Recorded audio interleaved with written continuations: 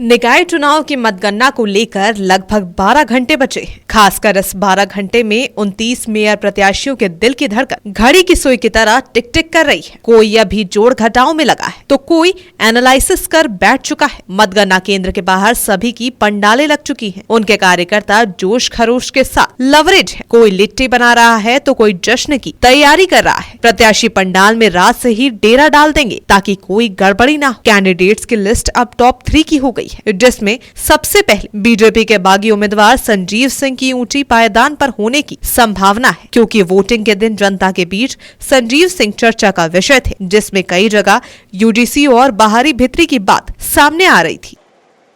बहुत लोगों को आप देखेंगे चुनाव खत्म हो गया, सब लोग एनालिसिस में लगे। हम लोग तो एनालिसिस में नहीं लगे, हम तो लोगों के बीच में मिल रहे हैं, जुल रहे हैं।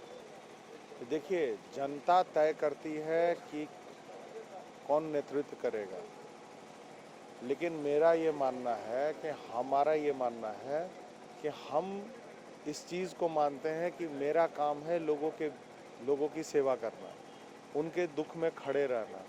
सुख में हम लोग बहुत इंटरेस्टेड नहीं होते हैं, लेकिन अगर किसी प्रकार की परेशानी है तो वहाँ थोड़ी भी अगर जानकारी हम लोगों को मिलती है तो उसके लिए हम लोग उनके लिए खड़े रहते हैं। और मैंने पहले भी कहा कि पिताजी कहा करते थे कि जिसके साथ कोई खड़ा ना हो उसके साथ खड़ा होना चाहिए।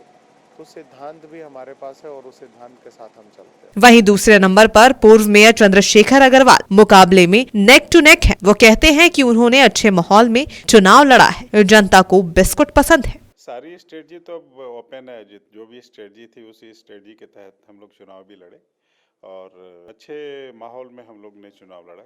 माहौल को खराब, जनता से डायरेक्ट संवाद कर रहे थे और संवाद में हम लोग को रिस्पांस अच्छा मिल रहा था। इधर तीसरे नंबर पर कांग्रेस के शमशेर आलम चर्चे में है। हालांकि मतगणना के बाद ही पता चलेगा कि जनता ने शहर की सरकार के लिए किन्हें अपने बहुमत के साथ विजय बनाया है। Sanjana Singh, Koylanchal live desk.